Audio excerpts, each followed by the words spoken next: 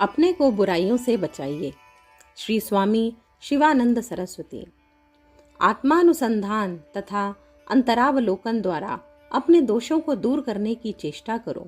यही सच्चा साधन है और कठिन होने पर भी अपना सर्वस्व देकर भी इसे प्राप्त करना होगा। पांडित्य प्राप्त कर लेना कोई कठिन बात नहीं, परंतु पूर्वोक्त साधन के लिए कई वर्षों तक बड़े कठिन परिश्रम की जरूरत होगी। बहुत से पुराने दुराचरणों को परित्याग करना होगा। बड़े बड़े मंडलेश्वर गीता या उपनिषद के श्लोक पर एक सप्ताह तक पांडित्यपूर्ण व्याख्यान दे सकते हैं। उनका बड़ा सम्मान होता है, फिर भी जनता उनको पसंद नहीं करती, क्योंकि इतना सब कुछ होने पर भी उनमें दोष होते हैं। उन्होंने कोई आत्मनिरीक्षण नहीं किया है। उन्होंने अपने दोष दूर करने के लिए कोई कठिन साधना नहीं की है। वे केवल बुद्धि की उन्नति में ही लगे रहे हैं।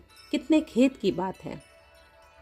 अभिमान, चालाकी, कुटिलता, दंभ, संकीर्ण हृदयता, झगड़ालूपन, अपनी झूठी प्रशंसा, अपने आप को बहुत बड़ा समझना, दूसरों की निंदा करना, दूसरों की बड़ाई की बातों को भी छोटा करके कहना, ये सब पुराने संस्कार अब भी आपके मन में छिपे रह सकते हैं। जब तक आप इनको बिल्कुल दूर नहीं कर देते, तब तक आपका विकास नहीं हो सकता।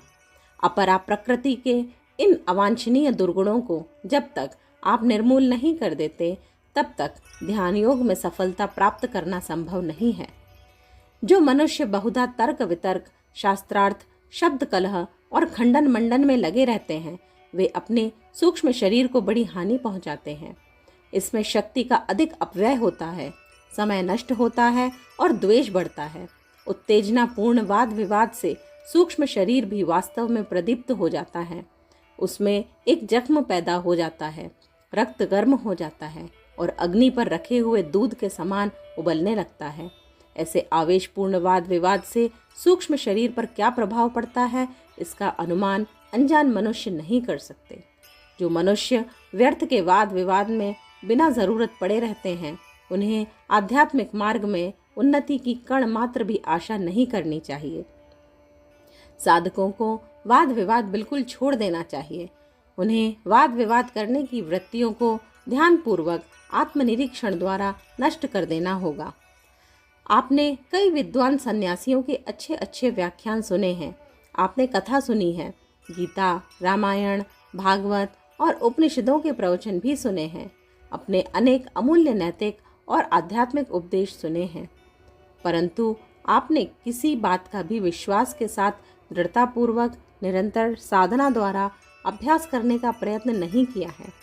किसी धार्मिक सिद्धांत में अपनी सम्मति दे देना, प्रातः और रात्रि को थोड़ी देर आंखें बंद कर लेना, अपने आप को अंतर्वासी और साक्षी को धोखा देने के लिए आध्यात्मिक दिनचर्या के पालन करने का थोड़ा सा प्रयत्न करना और बेपरवाही के साथ अन्य मनस्कता से कुछ सद्गुणों का संग्रह कर लेना और अपने धर्म गुरु के उपदेशों का पालन करने का हल्का सा प्रयत्न कर लेना ही पर्याप्त नहीं होगा।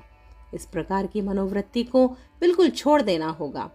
साधक को शास्त्रों की आज्ञा और अपने गुरु के उपदेशों का अक्षरशः पालन करना चाहिए। मन के साथ नरमी बिल्कुल नहीं बरतनी चाहिए। आध्यात्मिक मार्ग में बीच बचाव का मार्ग अवलंबन करने से काम नहीं हो सकता। आध्यात्मिक पथ इंद्रजालिक क्रियाओं से तय नहीं होने का। आप यह नहीं कह सकते कि मैं इन बातों को फिर देखूंगा। जब मैं अक्सर प्राप्त हो जाऊंगा तो ज़्यादा समय लगा दूंगा। मैंने इन उपदेशों का यथाशक्ति थोड़ा बहुत तो पालन किया ही है। यह थोड़ा बहुत या यथाशक्ति की बात साधकों के लिए नाशकारी है। आध्यात्मिक उपदेशों में नियम का बचाव या किसी रियायत की बात बिल्कुल नहीं है। आपसे उपदेशों को ठीक ठीक बेउजर पालन की आशा की जाती है। बिना विचारे कोई बात न कहो, एक शब्द भी व्यर्थ मत बोलो। सब प्रकार की बातचीत जिसकी आवश्यकता नहीं हो छोड़ दो और मौन रहो। इस क्षण भंगुर आदि भौतिक संसार में अपने कोई अधिकार मत रखो। अपने कर्तव्य की ओर विशेष ध्यान दो और अधिकारों की बात कम करो। अधिकारों की बात राजसिक अहंकार से पैदा होती है। ये अधिकार निरर्थक है। इनके लिए झगड़ने में समय और शक्ति को खोना है। अपने जन्म सिद्ध अधिकार ईश्वर ज्ञान त्वम ब्रह्मासी को प्राप्त करो। तभी आप त्यागी मनुष्य होंगे। यदि आपके पास सदाचार, ब्रह्मचर्य, सत्य, दया, शुद्ध प्रेम, सहनशीलता, क्षमा और शांति प्रकृति आदि सद्गुण हैं, तो यह बहुत से दुर्गुणों से भारी पड़ेंगे। धीरे धीरे ये दुर्गुण भी दूर हो जाएंगे यदि आप अपना पूरा ध्यान इन पर देकर इन्हें दूर करने में सतर्क रहोगे। यदि आप किसी उन्नत महात्मा की संगति में रहोगे तो उनके आकर्षक खोज और आध्यात्मिक विद्युत शक्ति प्रभाव से आपको बड़ा लाभ होगा। उनका संग आपके लिए दुर्ग का काम देगा। आप पर बुरी बातों का प्रभाव नहीं पड़ेगा, पतन का डर नहीं रहेगा। आपकी आध्यात्मिक उन्नति जल्दी हो सकेगी। महात्मा की संगति से साधक में सात्विक सद्गुणों की वृद्धि होती है और उसे शक्ति मिलती है, जिससे वह अवांछनीय दुर्गुणों और दोषों को दूर कर सकता है। छोटी अवस्था के साधकों को तब तक अपने गुरु या महात्माओं की संगति में रहना चाहिए जब तक कि वे आध्यात्मिक मार्ग और ध्यान में दृढ़ रूप से स्थित न हो जाएं। आजकल बहुत से नवीन साधक जहाँ तहाँ बिना किसी उद्देश्य के मारे मारे फिरते हैं। वे अपने गुरु या महात्माओं के उपदेश नहीं सुनते। प्रारंभ से ही वे स्वाधीनता चाहते हैं, इसलिए वे आध्यात्मिकता में कुछ उन्नति नहीं कर पाते। समाज पर वे भार बने रहते हैं। उन्होंने अपने को ऊंचा नहीं उठाया है। इनसे दूसरे लोग लाभान्वित नहीं हो सकते। उनकी गणना तो केवल स्वेच्छाचारी भद्र पुरुषों में ही की जा सकती है। अखंड ज्योति, अप्रैल 1951, पृष्ठ संख्या 6-7। हमारे YouTube चैनल विचार क्रांति दूत अखंड ज्योति पत्रिका को सब्सक्राइब करें एवं अगली वीडियोस प्राप्त करने के लिए बेल आइकन दबाएं। धन्यवाद।